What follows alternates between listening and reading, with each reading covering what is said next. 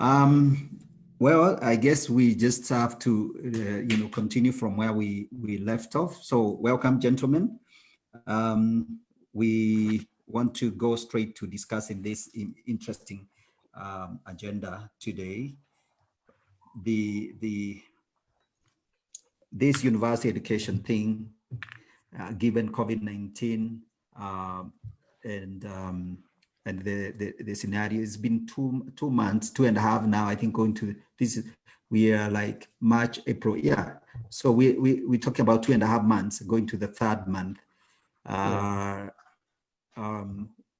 think it's been really a long wait when you lose like close to about 60-70 days of an year. It feels like a very long time. Okay, gentlemen. So let me just tell our viewers that with me is Professor Mike Kuria. Mike, I think you can tell us, you will introduce yourself and give us your, especially the areas where you specialize. I know you write a lot. That's what I left, but you can tell us.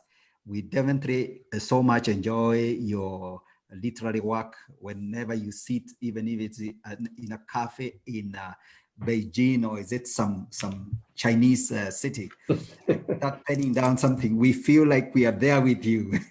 You bring us the story. It's usually so live, so vivid, and you want to, I mean, you've done interesting stories. So I think you can tell us how you ended up there, what exactly you do in terms of your, academic work. And I also know that you're currently the deputy director for the inter university Council for East Africa. Yeah, inter university. Council for East Africa. Council, that's the one I was missing. The council, yes, Inter-University Council of East Africa, and I know that the council coordinates the universities within the region. So I think you can give us a little bit of light on that. And then with us, of course, is Professor Abraham Waithima. This is Waithima is a friend of mine. I call him Waithima. So. And we have a long history. Yeah, so I also know that one time he was a student in Addis Ababa. Maybe he can tell us a little bit of that, just a touch on that. But I think by and large, you have been in the academia. I know you're in the economics field, so you can give us a little bit of that background. And then now we'll go to talking about, so what now? How are lecturers surviving, especially the lecturers, the members of the academy? What has been the impact? So let's start with you, Professor Mike. Okay, thank you, Gigi. First of all, it's great to see you again after a long time. Thank you for appreciating my stories. And since you asked me to introduce one of the characters, here she is. Okombe. This is the Okombe that when you read my story, this is Okombe. It can take almost 1 liter of tea. So if you see me once in a while sipping, that's I'm fellowshipping. All right, absolutely. So, my background, as you can see. Yes, go ahead. Yeah, so my background is in literature. I studied at Moi University with a degree in education, and then literature, and all the way to PhD. So I enjoy reading and writing. I'm not going to say too much about that because this is not the time for that. But I enjoy reading good stories, and I also enjoy maybe once in a while making a good story for people's viewership. It's also my way of engaging myself and also dealing with some things. Sometimes when you read my story, they are funny, but they're also trying to deal with something. Absolutely.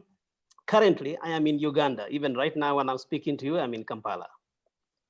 And in Kampala is the headquarters of the organization that I work for. And as you are trying to say, it is called the Inter-University Council for East Africa. It is an institution, it's called an institution of the East African community. The East African community has 8 such institutions with different things. I'm not going to go to the details, don't worry. I'll make it very short. The Inter-University Council for East Africa is the one that is responsible for higher education. So in other words, we deal with universities. And so most of my time is spent thinking about what universities are doing. So I am quite interested in this particular topic, and I look forward to the discussion. If in case you want some more details, we can always bring them up. No problem. Excellent. Excellent. That's fantastic. Yeah. So let's hear Professor Waithima. Once again, Gigi, thank you very much for this forum, just to catch up again and discuss things that are very pertinent to our hearts. And for Professor Mike Kuria, again, who I have known for quite a bit of time. Abraham Waithima is my name. I am an associate professor of economics. Have done economics all the way from undergraduate all the way to PhD. You mentioned that I was in Addis Ababa University. Yes, that's why I did my master's degree, having started, off in Moi, and then ended up in South. So South Africa, I was in Cape Town, University of Cape Town. That's why I did my PhD. And yes, the world of academia, that's where I have been for as long. I started off in 1996. So you're talking of 24 years in academia. So I've been involved in administration.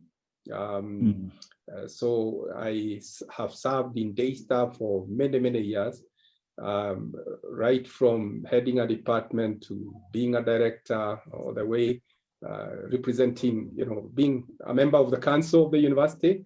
And I had a stint of 1.5 years being the vice chancellor of University of Kigali. And actually, I just completed my term there just before the lockdown. And so I'm back to Daystar. I am a member of faculty in the School of Business and Economics at Daystar University. Briefly, that's who I am. Great, excellent. And I know you're very, very passionate about the numbers. You like teaching the numbers, the complicated ones. The regressions and and all the complex numbers, econometrics. And so that very, very interesting. So I think we can go straight to, okay, maybe I can just say my brief background, or rather why I'm here. I think I'm really I've been developing ideas in the last few years. Right now, I'm actually currently working on my thesis, my PhD thesis. My background, my bachelor's was in engineering. I actually did engineering for my bachelor's. Then I got beaten by the bug of business. I started doing some bit of marketing, went and did my MBA in the UK. I've never looked back to the technical side. And then currently I'm pursuing a PhD in strategic management, basically tail end of it. And so, of course, the lockdown actually has slowed me down. So I have also an axe to grind with the COVID-19. So I guess that's why I was feeling, no, I think we need to talk, gentlemen, what's going on here? Because I am sure I'm not alone. We can't move. We can't move. Yeah, go on. You're not Gigi. Well, just thinking around, this whole issue of COVID and its impact on higher education, I think, is that this thing, it's something that came, nobody prepared for it. And just if you think about the main stakeholders in higher education, you're thinking about the students, you're thinking about the members of faculty. You are even thinking about the regulator, the likes of Professor Kuria, the regulators. No one saw this thing coming. However, I think it's important to say that universities were or have been at different stages of implementing, e-learning. So those that were at a better stage have moved on very well. But I think there are definitely others that are struggling. and so forth. But nobody really prepared anyone for this. So you cannot say that one university is uniquely challenged than the other. Nobody saw this coming, whether it's a student or even a lecturer.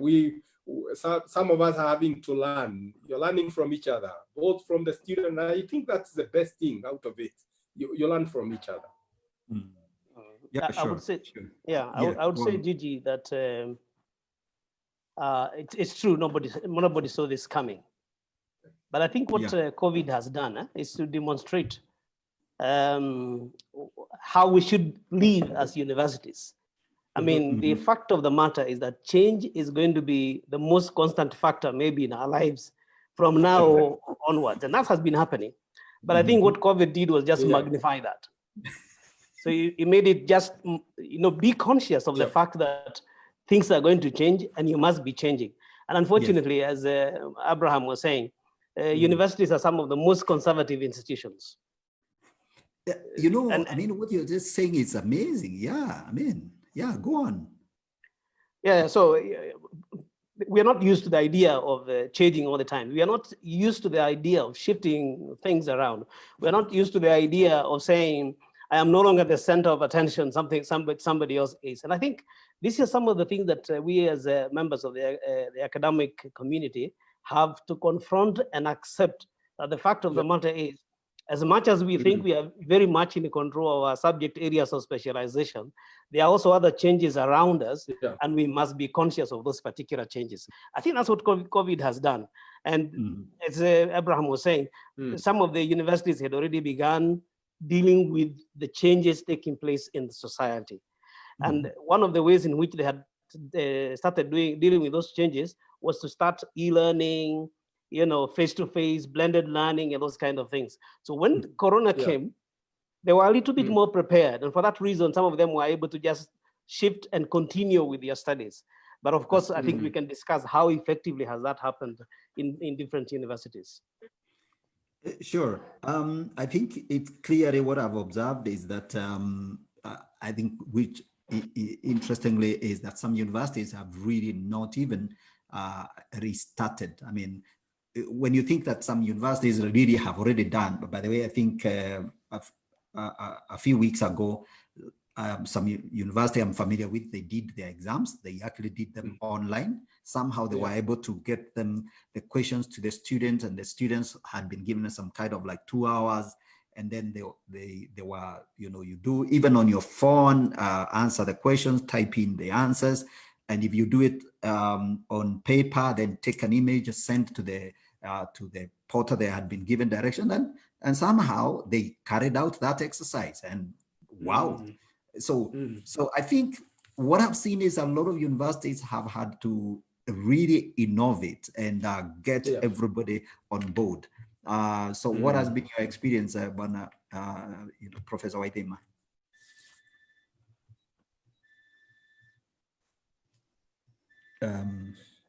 Thank you, Gidi. Whether I think we talk about academic or whatever, let's even talk about generally when change comes. Right. Yeah. I think we have several things that we can isolate. Number one, I am thinking about, when we kind of fail to accept in good time that there is change. Yes. Yeah. That becomes a major issue. Number two, when we fail to innovate, we like Mike was saying, we want to do things the way we have done. I mean, our academy is one that is quite a bit. And then I think I would call extreme risk aversion. We started. I think we'll be missing several things by doing that, by just lying low and waiting for this corona to end. First of all, do we know when it is ending? we don't know. Nobody knows. Yeah, sure. Everybody you ask, they hit the safety button. I do not know. What is the impact of this thing? Again, I do not know. And so for me, I think it's important that whether you're talking about an organization or an individual or even the institutions of higher learning that we are discussing tonight, is that Corona has come. Let's accept it has come. Let's move with what we have and keep improving and perfecting what we have as we go along. Otherwise, if we wait until things are perfect, I don't know when that will be. And I think for a number of universities, I know a number of universities that have really moved on well. You know, despite the challenges, of course, there are many, many challenges. And these challenges are being experienced both by members of faculty and even students, and even the support staff. You know, IT guys who are supposed to help you. Sometimes you have these challenges and so forth. So for me, it is the issue of let's start where we are, let's move on with the little that we have, and let's perfect the system as we move on. What do they say? The sun wait for no king or something like that. I think Mike knows those statements better than myself. Yeah, so Mike actually, you know, so you tell us from you know, from your end. Does not wait for the yeah, go on, Mike. Tell us from your end how you know, how things have been shaping up, you know, from where you guys sit. How has it been? Let me first of all pick up on something that Abraham said before I forget it, then I'll come back to the actual thing that's happening on the ground. Because I think there's a very good point that he raised. He asked, when will this corona end? You see, it's a good question because we must think about when it will end. But universities must not be so focused on the ending of the corona thing. But I think the reason why that question comes is because what most universities have done is to develop coping mechanisms for the period, for the time being. So once corona hit and students went home and people found they are in a crisis, we're in the middle of a semester, we're just about to do exams, you know, what do we do with these guys? And so we say online, let's get them online. We are trying to cope with the situation, but we are not trying to think long-term, what is this system going to be doing for us as institutions? So I think we must think a bit longer term and just know that as much as corona has happened this time, tomorrow is going to be another disruptive something else. The other day is going to be another disruptive something else. So how are we going to be dealing with these disrupting things?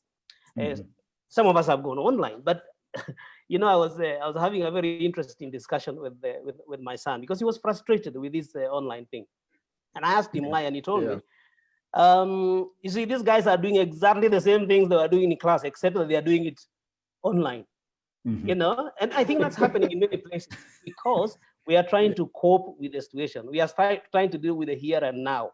But if we think long term, I think now universities would be developing systems to make sure that they can have robust and real online learning platforms. Because I think what is going on, in my view, I am not yet quite convinced that I can call it online learning. Because it has not been thought through. A few universities have done that because they already had the systems. But you see, to do online learning, you need to think a lot of things. You need to think about the content. You need to think how you break it down. You need to think how you deliver it to the students. You need to think how they will access it. You need to think how they will manage the chunks. And most things have got to be in the system. There was no time to do that in the coronavirus system. So a few programs, maybe in some universities, they've done that, but there was no time to do that. So this must be thought through so that in the long term, this change can really have some long-lasting benefits. And maybe that's something that could be a positive outcome of the coronavirus thing. But to come to your question about what is happening in the region, our experience is that the diversity that Abraham was talking about is true, that some universities were a bit ahead than others, but many universities have tried some form of coping with this or dealing with this for the time being by doing some form of online teaching. Sometimes it's just something like what we are doing. They just open up Zoom and hold the class. So in other words, the same lecture, except that it's being offered on Zoom. But online learning has to be something a little bit better than that. Yeah, you're absolutely right. Actually, it's very easy for us to label a Zoom session an online learning, like you're like you're rightly describing it, and the need to develop really like take advantage of the problem, because the problem is staring at us. Now you have students on the other end. You can't quite have a face-to-face. So yes, and that's not the only problem, because now you've got to deliver learning. Learning has to happen. This person has to be able to appreciate the content and really be able to demonstrate. I think I understand this concept. You know, it's like create those eureka moments, which is what class creates in a real wonderful learning experience, where students say, yeah, I see. And then they say, oh, Malim, and is that why, you know, politicians so-and-so did this? Because now maybe you are explaining some political or economic thing, and it's like, they got it, you know, and then there you are, you know, nodding and saying, yeah, as I was telling you. So the formula, the concept, and the experience, and the teacher, the student, the receiver, there is a connection. And then now, I don't know whether it will be possible now with just another Zoom scenario where, you know, everybody's like, you know, just listen carefully, read the materials and stuff like that. So I think Abraham has raised three issues: accept the change, and innovate. So yeah, the failure to innovate is one problem. Failure to accept the change is another problem. And then the whole idea of extreme risk aversion. I think academia is this sub-disease that plagues these wonderfully gifted, highly specialized, intelligent people. Is this like? You know, Gigi. Yes. The issue is, it's not just the world of academia. I think in all of us, there is, we are all, I think, wired differently. Yes. And so there are people who are more risk loving. They embrace, and they can be able to get into a risky situation and so forth. So there are varying degrees. Yes. But now, when you come to an organization, remember, an organization is made up of different people, different organs and institutions and so forth. That's, you know, make rules, policies, and whatever it is and so forth. Now, if you bring the sum total of all of us with our various degrees of risk aversion and so forth, you can see what it creates in a system. It kind of can clog a system. But like Professor Kuria has said, you know, coronavirus has, let's look at the blessing, by the way. I mean, you don't have an option. Are you going to keep students away from learning for a time that you do not even know? You don't know what it is. Yeah. So much as Zoom and whatever else, there are many other things that people are doing out here. Much as they are not completely e-learning, but like I was saying, we are starting somewhere. We have not dropped the ball, because we must not drop the ball, because there is somebody who needed to graduate, they needed to complete this course and so forth. You have seen what is now going on. I mean, graduation, we don't all have to gather in one field like we did, you know, in our times. And you have thousands of people whose names are being called, you know, so and so, you stand. Nobody even knows that you are there except your family, you know, and so forth. In other words, there is need to move with what we have and do what we can. And that's what exactly has happened. Just to give you a bit of experience, yesterday I held a class. I had an MBA class, and so, you know, we log in and so forth. And just to people feel you when you're able to see each other face to face, and you tell them, well, this is what we are going to do and so forth. But then you have to bear in mind that when you go online, the concentration span is not is not one of the greatest. Because remember, most of these people are doing it at home. They have other people within the house. Some are young mothers, young fathers, and so forth. And there's a lot going on within the house. First of all, the house was not made to be an office. And so you have all these things that are really hindrance to proper learning. So, but I think make room for it and let's go for it. Let's not drop the ball.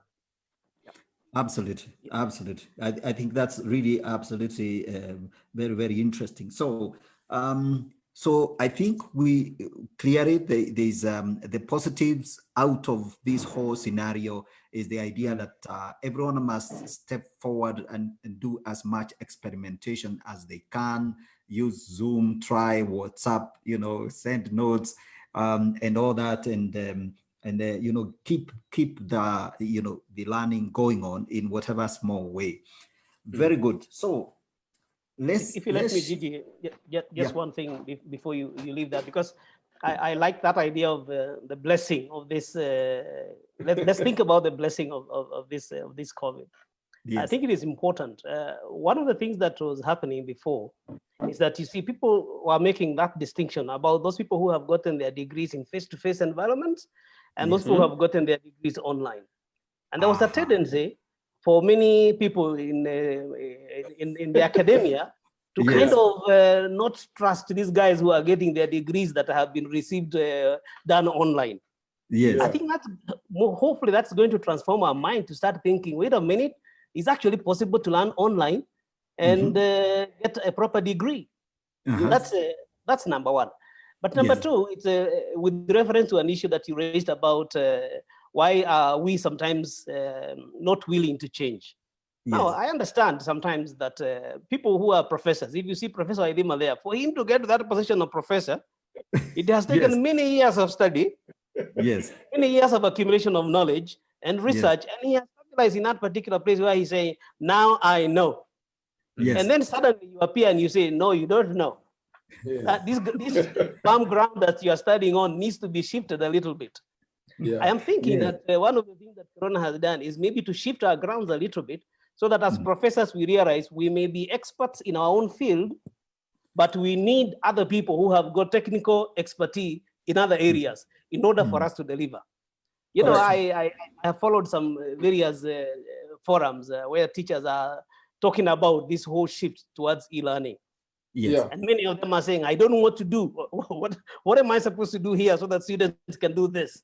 How do I make sure students have registered? How do I monitor that they're working on their assignment? How do I make sure that they are the real people who are doing the assignment on the other end? They are asking such questions. Those questions will be answered by technical people who are not necessarily the professor. And so this idea of collaboration between professors and other people who are in other fields, and professors realizing that they need skills that are not necessarily directly related to their areas of specialization. So the arrogance that some of us professors have, I think is being shaken a little bit. We are not beginning to say, wait a minute, I think we do need help from other people. We need a little bit of training on how to teach online. I think Abraham was just raised a very important question there about the concentration span. So if you hold a 2-hour lecture on Zoom, and the guy is at home with kids behind his back, and you don't even give him a chance to come back later maybe and listen to that particular Zoom lecture when the students have slept or when his kids have slept. But you see, this will take a bit of thinking, and it will take a bit of collaborating with other people who are in the departments. So I think if it can help change our mind in this setup, it could be one of the positive things that come out of this COVID crisis and the ways in which we are trying to deal with it. Absolutely. And Gigi, Gigi, may I jump in and talk about the complexity? Because again, when we go e-learning, there are certain areas of training that are, for lack of better words, they are more complex, how you teach them on e. I mean, if it was, there is the theoretical part of economics that I can really teach, and we enjoy discussing and so forth. But yes. there will come where I need to now begin to do calculations, draw graphs, and so forth. And Yes. every day, one needs to learn, what do I do? How can I overcome this challenge? Yes. And I was having, Mike, I think you're talking about a professor like myself. I was wondering, how do I show a student how to calculate something? Yes. How do I draw an indifference curve for the student and say, this is the equilibrium, and if I shift the prices, this is what will happen, and so forth. Yes. And, apparently the tools are there, but I have never used them. I don't know them. I mean, I don't know that they exist. And so it will take a bit of humility for us, as Professor Mike Kuria is saying, to just admit it is true, I am a professor of economics, but when it comes to these IT gadgets and so forth, I actually need help from my son, who is only 18. And he will tell me, Dad, why are you struggling with it? I mean, we are at a different... So for me to swallow that and say, I'm actually willing to sit in a class where my son tells me, Dad, pick the mouse, you do this, draw this, put in this, then share with this, and so forth. And voila, you have it there. So that, I think, acceptance, as Professor Kuria has said, is very, very key moving forward. I think a number of people are suffering. Number of people are suffering, and what is making us suffer, I think, more is when we are not willing to admit, by the way, I need help here. I need help in this. I don't even know how to connect the Zoom interface with the online portal and all these things. It's quite a bit of work, by the way. And let me add, Gigi, that contrary to what people think, e-learning for, I think, for faculty members is more complex than if I met you face to face and I move around calculating things and and doing all manner of things. Now, when you come to e-learning, there is nowhere to hide, my friend. It's either you can hack this thing or you can't hack it. Because if you need to draw a graph or share a screen or something, by the way, for information in a Zoom environment, you can share a screen and there is a whiteboard. Yes, so, with a whiteboard. I learned that yesterday. That is amazing. Yes, indeed. Yes, that there is a whiteboard of some sort that can you can have in your environment. I mean, this is amazing. So I think this is a really interesting conversation about the kind of changes that are being imposed on on the faculty. I call it the academy. The people who hold the fort and make sure that learning happens. And I think you have alluded to this whole idea of how comes this an Abraham Waithima waiting. I don't know how come that is, but let me just hold admit just in case he had gone off.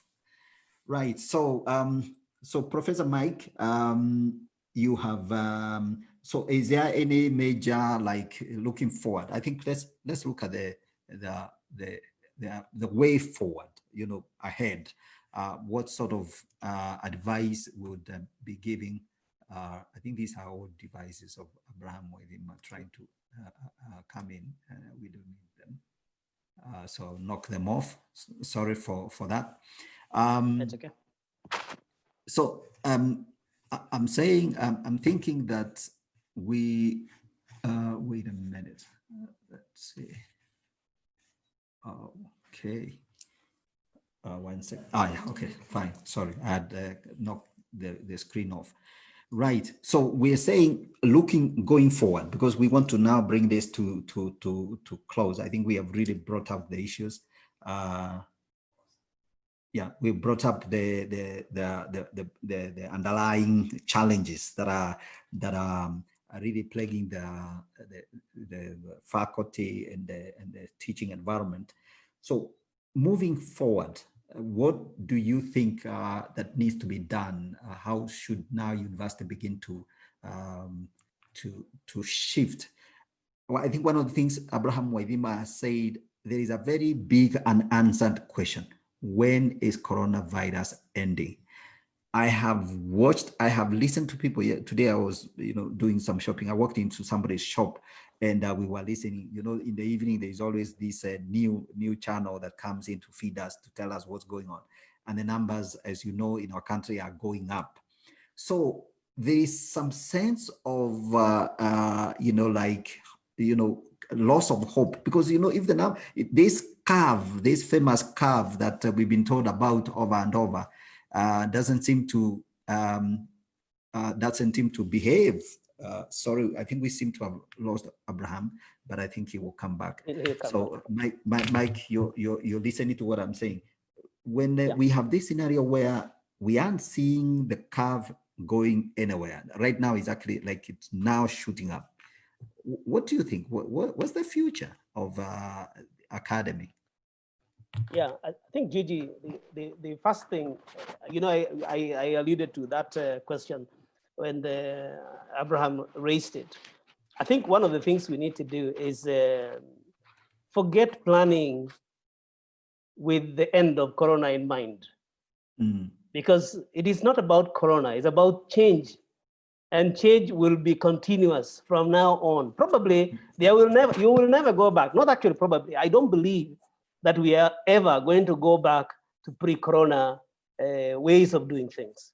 In fact, I think what we need to do, and maybe this is where we who are in higher education and who are in policy decision-making processes need to do, is to get stakeholders to think about what is the future of higher education in the context of a rapidly changing environment.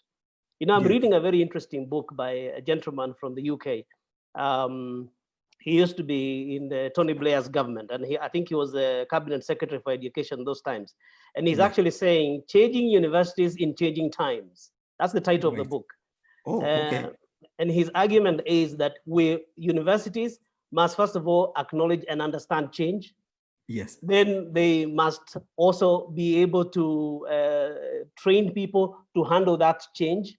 Yes. They should be able to take advantage of that particular change, and they should be able to provide an environment for people to be academically productive in a changing environment. So the way I see it is that in the future, first of all, maybe we need to rethink about how we're planning our universities. Do we still need huge buildings, brick and mortar, and high-rise building everywhere? Maybe we need to rethink that. Those days when I used to be, I didn't mention that when I joined university, I changed direction a little bit in terms of my academics as well, and went to the issues of quality assurance in higher education. Yeah. And one of the things that you do in quality assurance education is to handle issues of accreditation of institutions, as well as handle accreditation of programs. Now, one of the questions you used to be asked whenever you take a program for accreditation, they ask you, how many acres of land do you have? Yes, I remember that. Yeah. Because if you don't have enough, like I think it was 50 acres those days, then they will not accredit you. I think we have to start asking ourselves, do people really need 50 acres of land to establish a university? We would take people around the university, showing them this is the laboratory, this is the computer lab, this is this class that can handle this number of people and that kind of a thing. Are we still going to ask those questions in the same ways? I think some changes will have to start taking place so that we start thinking that the classroom actually now can be virtual. But if we do that, then we must plan how the virtual classroom is actually run. And as you were saying, we have to be aware of the more technical issues in the various platforms that we have and that we can use it. I think we have to be flexible. Before we were thinking that to assess students' performance, they must sit somewhere in a room and an invigilator walks around to make sure that they don't cheat. You can't do that now because they are not there. They are going to be studying at home. So we must think of different ways to assess students' skills in terms of teaching and learning. But we must also think about the fact that now students are not able to sit in one place and have one environment. So That's you are true. having now a student in Turkana and another one in Mombasa, another one whose student is sick right now, another one who is having a party going on in the neighborhood, so they cannot hear you. Those kind of different things. So you have to start thinking, how can I make sure that this student can study at different times? Mm. Maybe we even start asking ourselves, do we have to test all students at the same time? Or is it possible that we can organize that a student goes and studies material and says, I am ready to be tested? And with the advances in technology, it could be possible that random tests can be generated so that students get tested when they are ready, not when we are ready. So again, we have to be thinking about term systems. Do we have to begin on day one and end on day whatever at the same time? But these things have to be thought through by people who are in higher education.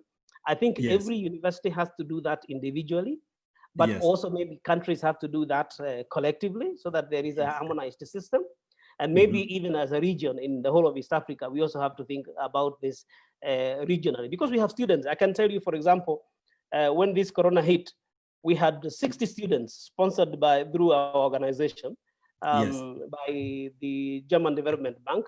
And this student was spread across all the East African countries. Then COVID struck and they are there, they cannot go back home. So we have to start thinking how those students can finish their studies and things like that. And that's true.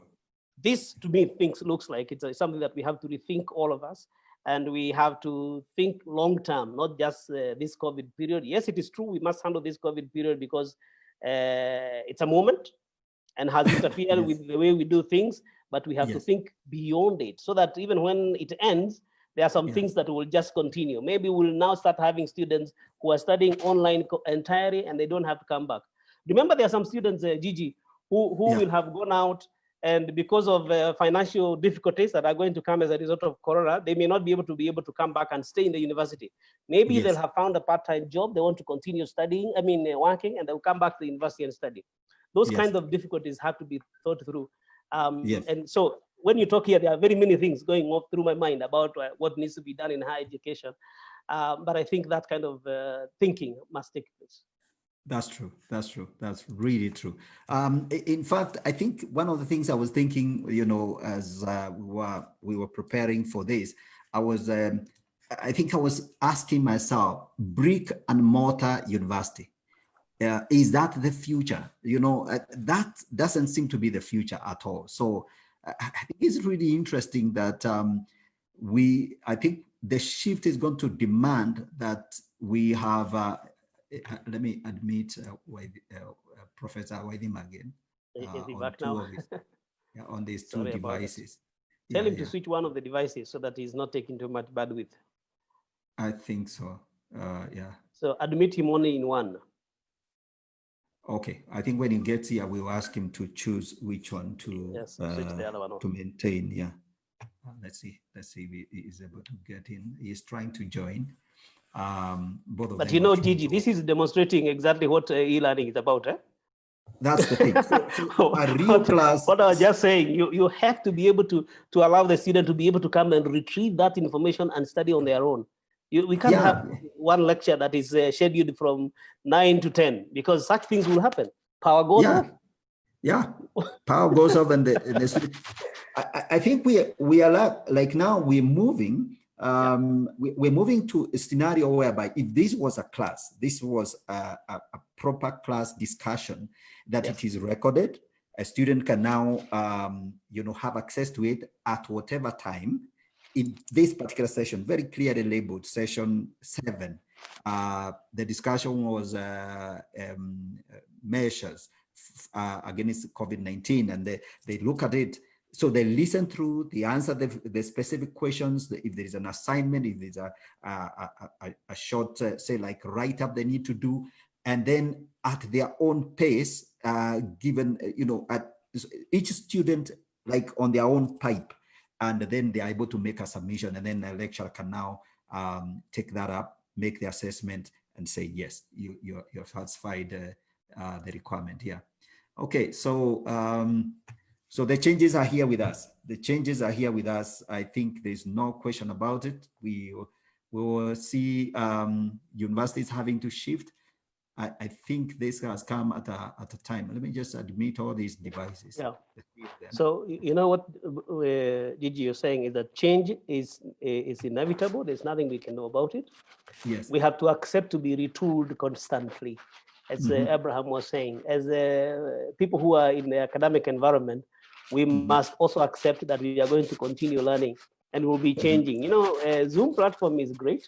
Actually, you can actually record it. If you wanted to record this, you could have been recording it. Yeah, actually. Yeah. You could record it and you can retrieve it later. But you see, this is good, so you can do that.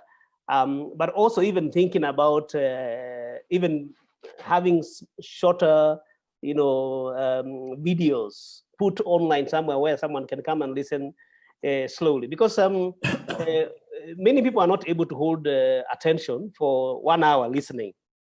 Listening is very difficult. That's true. Oh yeah, listening is such a challenge. I'm telling you. It's very difficult. They say when you listen, you only probably retain less than 10% or something like that. When you listen. So online teaching has to make sure that people are not just listening, but they're also seeing, but they're also doing something. And that has to be factored. But I think this is the issue that we are saying, that we have to do long-term planning and we think about the whole issue of education, how we teach, how we assess, and how we verify and quality assure.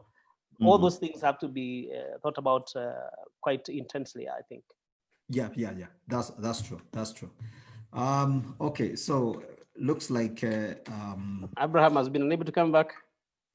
Yeah, I sent him a new, a link, and he's been trying to get through to through his three different devices. Let me in. Oh, but I have. Let me just tell him I have admitted 3 devices. Don't know what's happening.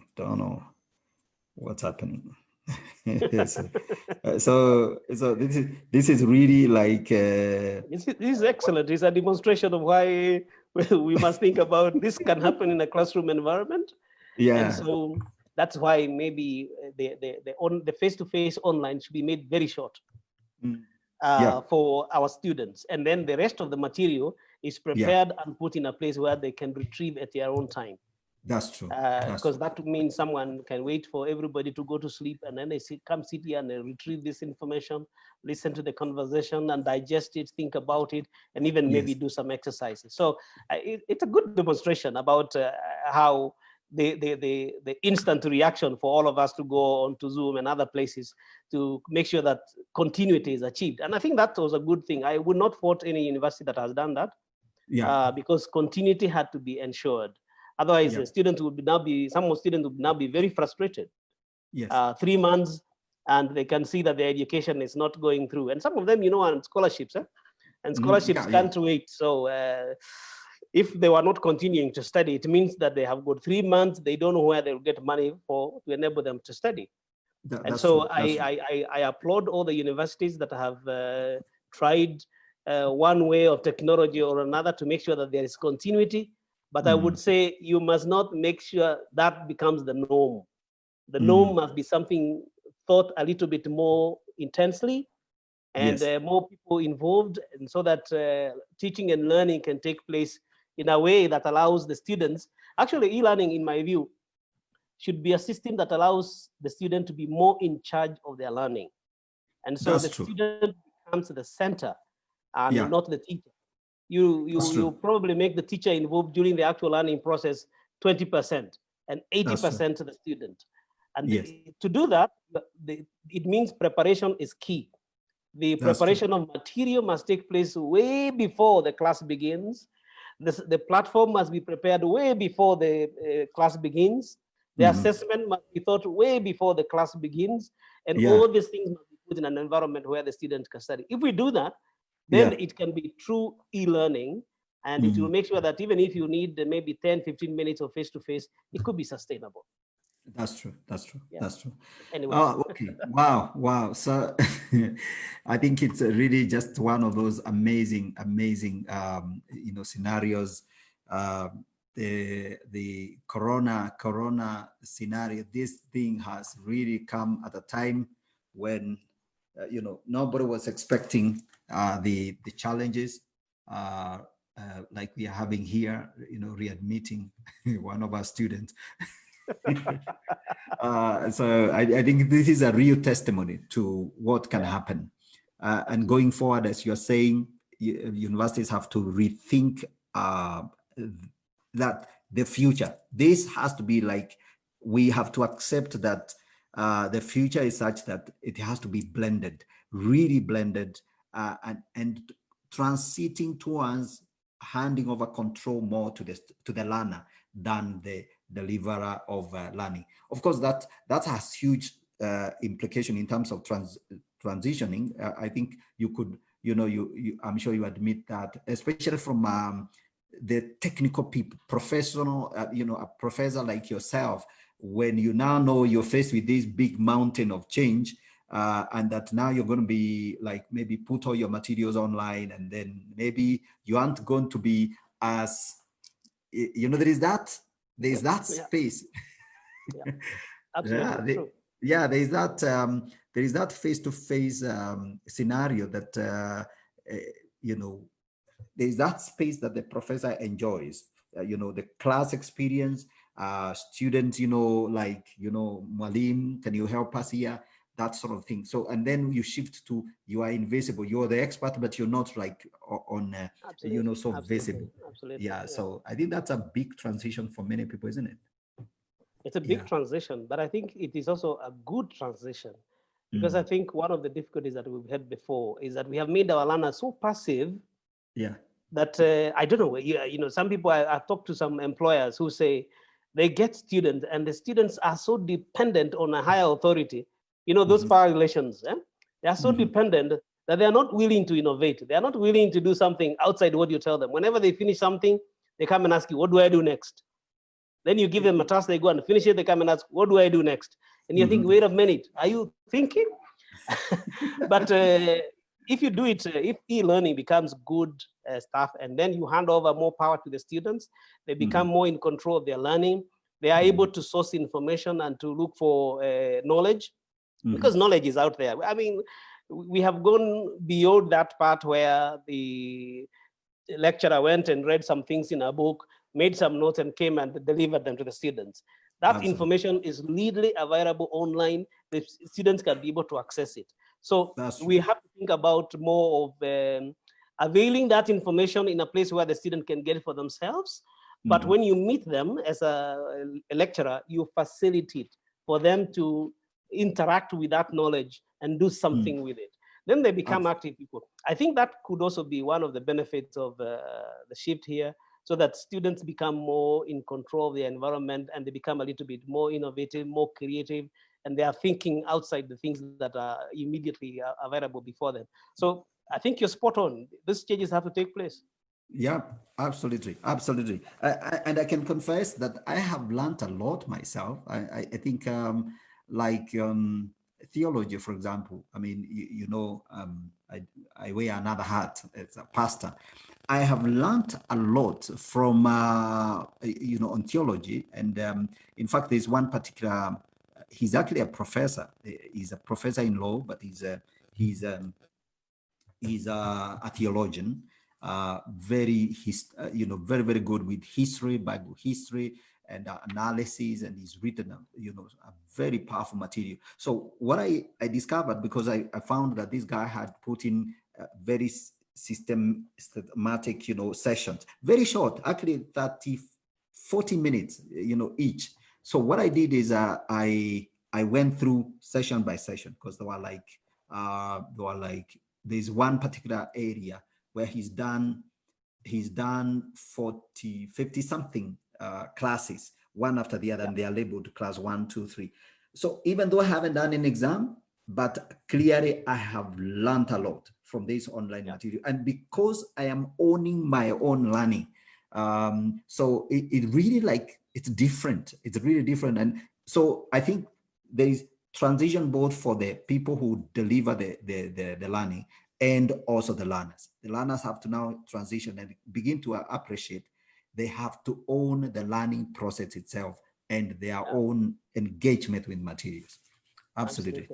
Yeah. Yes. Maybe Great. just one thing that I didn't say, and I think we should think about it, because universities must also, I think, know their students a little bit more now. Yes. Because I'm thinking, you see, in our part of the world, maybe in Europe, that may not be that necessary. Yes. But in our part of the world, the diversity, so that we don't create what World Bank calls learning poverty. Learning poverty meaning that there are some, this creates a very huge disparity. And I think we have seen it now in Kenya, where students in certain levels of class in Nairobi are continuing with their classes.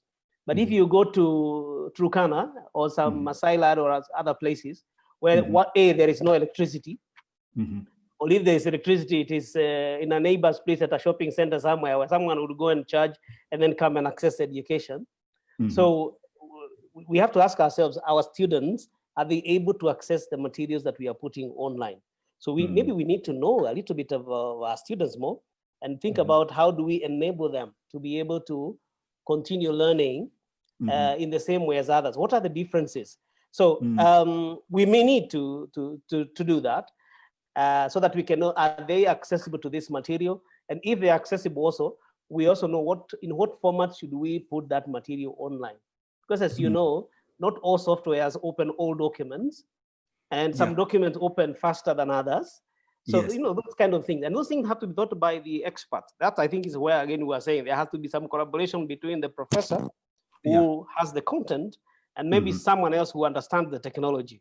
And then the student also have to have the capacity to access the material. And that has to be deal with issues of connectivity, internet access, where they are. It has to deal with the devices. Do they have the devices to access that? It has to do with issues of power connectivity. So these are things that we will have to maybe start thinking a little bit more. And also, we have to start thinking about the skills that our students have. Can they be able to use these softwares? Can they be able to access this material? But also our lecturers, can they be able to use these platforms? Can they be able to manipulate them? Can they be able to share their screens? Can they be able to work on the screen so that they can demonstrate something? So that if they don't have, then we sit them and equip them with those particular skills, which again requires us to change our mind here to say that even if I'm a professor in law, I can sit down and I am taught by a guy who just came from university the other day with a degree in IT on how to work up with that particular platform. And there is no harm and there is no shame in doing that. We have to, you know, dissocialize ourselves like that. If we do that, and I can see Abraham is back, so maybe Abraham, he's trying to get his I can see him on the screen. I don't know whether he can hear us. I think it's his audio which is not quite connected fully. Maybe I could send him a small message. Try and turn You're right, because I don't see his mic. Your mic on. Yeah. He will get it. He will connect eventually. At least we can see his image. Soon as he gets that audio on. You are absolutely right. COVID-19 has come with both blessing. It is really, I think I wrote on Facebook that it is revealed the underbelly of the of the universities. You know, it's really like brought all the little bits and pieces of, you know, brokenness within the university systems, and it's really amazing. Very good. So I think we can get once we get Abraham back on. Yeah, he's connecting. Yeah, he's connecting. That's great. Yeah. His audio is gone. Oh, here he is. Okay, Great. you have to unmute it. You can unmute him, can't you? Let me unmute him. Yep. Boss, Professor Karim. Welcome back. I have struggled, and I think this is the subject we are discussing. I have no idea. Absolutely. Pole sana. Pole. Yeah. So I think the point is really made. Yeah. So imagine if it was your student and you are here in the middle of a major explanation and a major concept, and they just go off, or maybe a few of them, half of the class disappears. You feel very frustrated. It's really so real, Yeah. Very upsetting. So while you're away, Professor Kuria was talking about how the interface between the student and the professor or the person delivering the learning, that interface is becoming so dynamic because the student has to transition. I'm trying actually to put he can tell me whether I understood what he said. The student is trying to transition to the place where they can begin to own the learning, so that the initiative is theirs to seek out the knowledge, so that if you post materials, you put out your lecture online, the student is willing and is keen to pick that up and interrogate that material, and they'll be able to demonstrate that they have actually understood, and then build on that. So, and then we are saying, on the other hand, the professor has to really shift their own dynamics and appreciate that they have to think through, how do I present this material? And we are saying that there's now need for the technical people to be the intermediate. Is it like, when you do, what do you call it? The model, when you do this conceptual framework, there is the intervening what do you call them, professor, you guys are the ones who are always checking on us whether we understand what we are talking about, so the technical people are now all of a sudden have to come into the mix, and it's just amazing, Absolutely. Yeah. And you're right. When we started off, and sorry, I went off. My devices all backfired, by the way, all of them. I don't know. I don't know what, and I have many. I admitted 3 of them, and they were just struggling to come on, all of them, and it was amazing. Yeah, good. Yeah. So you were saying something about the role of the technical guys in this whole those whole scenario. Go ahead. Like we started off saying that this is a tough time, not just for the students, and it's certainly a very tough time for the faculty. And then the support staff then comes in there, because there is what you as faculty can do, but when it comes now to the system, there is somebody, or there's a group of people who then manage the university system and so forth. Yes, they've become so critical, and they are constantly troubleshooting. I can see, where I work, the system guys are on, because one time it is a student who has a problem, the other time it is the faculty, member of faculty who has a problem, and so forth.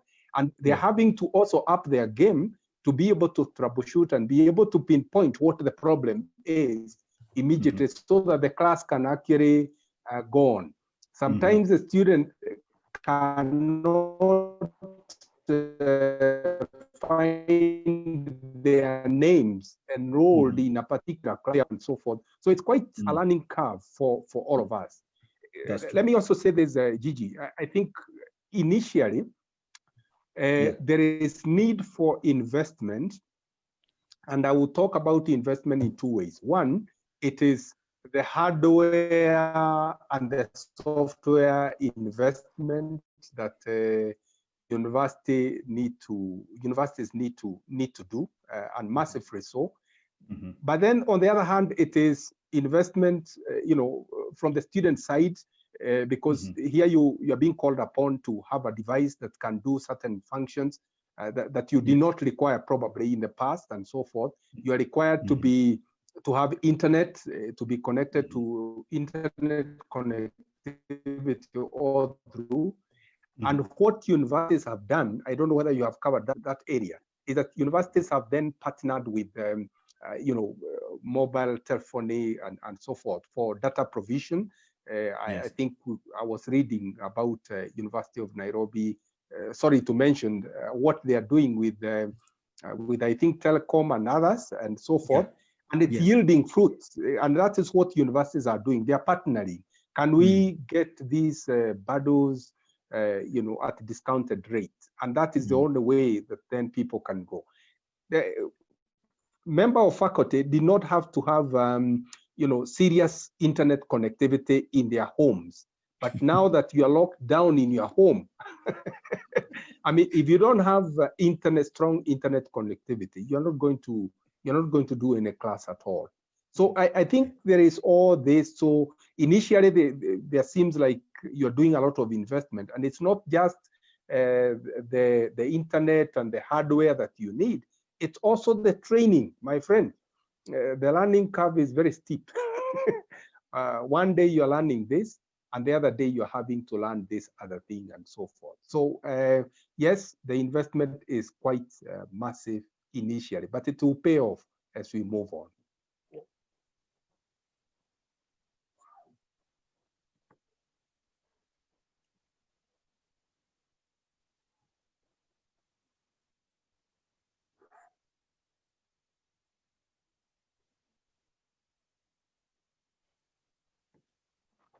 Have we lost our facilitator? I can hear you.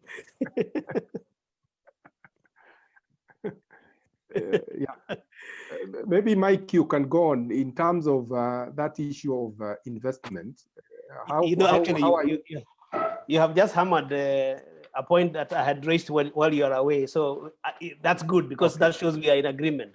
Because I was just talking about the ways we must think about students' connectivity, the devices that they have, and even how well they prepared, the lecturers themselves, how are they prepared, human resource investment as well. So I think you've handled it very well.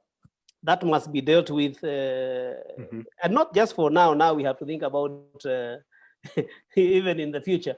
What you just said at our place in our institution. Yes. When this came, we realized we have to work from home. And so people have to access data. And so we are now paying them a certain allowance to make sure that they're able to buy data bundles at home. Okay. So I think universities also have to think about that in terms of the students, maybe. The fact that they are not in school could also be saving the university some bit of money. Can they probably use that money to help the students with the data access? I don't know, maybe cut the fees to a certain extent and the students can be able to access data. But we must think about it, because if you start teaching online and your students are not able to access your material, then you're not teaching. So I think the point that you make is very valid.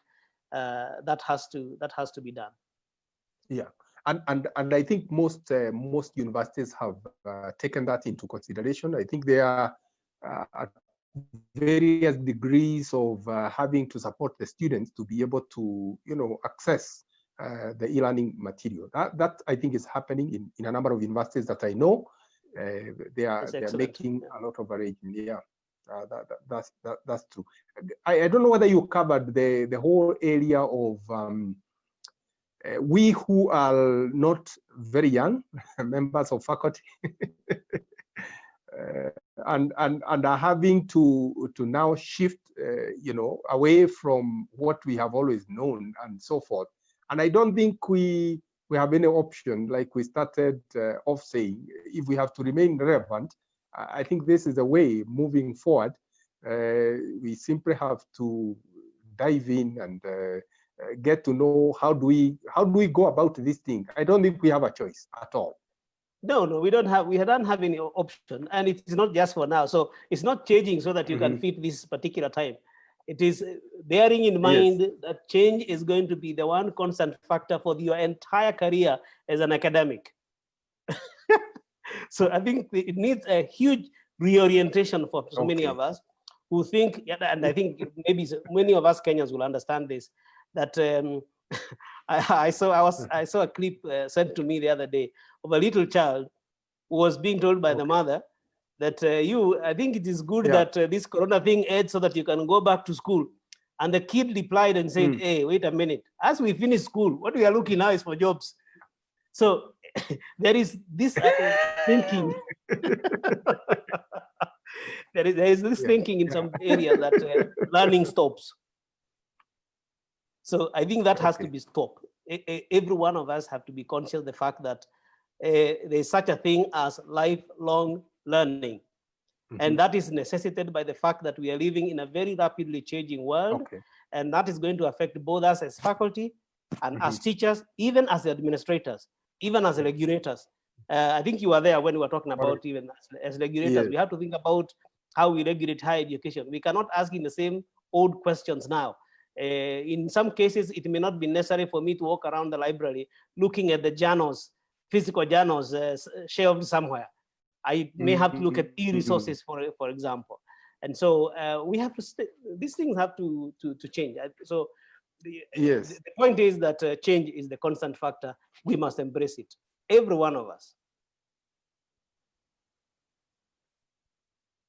Yeah, and you know, I know that one of the things that regulators insist on is for a university to exist, certain acreage of and buildings, room I mentioned, and so forth. Classrooms, we have them as per specification, but they are largely, you know, idle. Nobody is using them, and so forth. So change indeed is a constant factor. Somebody, I like what somebody said, and this I think is in the area of management, is that when the rate of change outside of an organization is higher than the rate of change within the organization, the end is near. Absolutely. In other words, if we continue the same way, and then, I mean, the world out here has changed quite a bit. It's going to be very difficult. Absolutely. Now, Prof, I think Gigi has left. Maybe we make our final remarks and close this, because I think we have discussed most of the issues that we were thinking about. Unless, so maybe you can take some point in time, make some final remarks. And then I don't know whether he's recording it on Facebook. I hope he is. If it's being recorded on Facebook, maybe you make some final remarks, and I make some remarks, and then we close it, and we'll handle him later. He's also demonstrating what we are just saying about technology. About technology. Yeah, thank you very much. I think it's only you, between the three of us, it's only you who hasn't had a major technological challenge. I had my share, and Gigi is having his own share now, who was actually our host.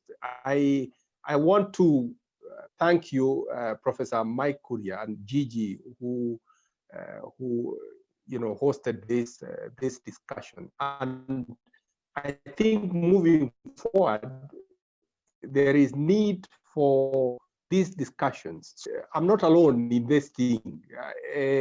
Different people are having different challenges as they try to implement, you know, e-learning, you know, and we were not prepared for this and so forth. I think we should take comfort in the fact that this is the new normal. This is the way things are going to be, and so moving forward, I think we simply have to do it. And for me, I would like these discussions to continue because different challenges then are coming, and how the only way I think that we can deal with them is to share with those who are in the same kind of trade. You know, like they say that a problem, you know, once shared is half solved. And so for me, this is really a good discussion, and I've enjoyed your insight, as a regulator in the region at the regional level, and Gigi, who is out there, as a strategic person. I think he's doing a good job to bring these discussions together. Hopefully, we can get more people getting involved in these discussions as we move forward. So thank you very much. It was nice having you. Thank you very much, Abraham. I think I want to also appreciate you and also appreciate Gigi. I think it's a good forum that he has done. And I like your last line. Maybe that's the one I'm going to borrow and ask that we end on it. And I think you are alluding to the fact that all of us who are stakeholders in higher education have to sit down and take a long look at higher education and its future in the context of a rapidly changing environment. And when we do that, then we're going to have long-term plans, not just react to a one-time event, but also think about the long-term plans. We appreciate the many changes that universities are doing, as you were mentioning. Some are even getting into relationships with corporate organizations for provision of data. This is a very good direction, I think, in my view. The idea that the university continues to link with industry to help create the graduates. Because after all, these graduates, when they graduate, they go to work in the industries. And it is important that we are able to bring industries to come and work together with institutions. So I think that's a very good direction. I want to thank you, and we continue these discussions outside as well. Otherwise, do have a good evening.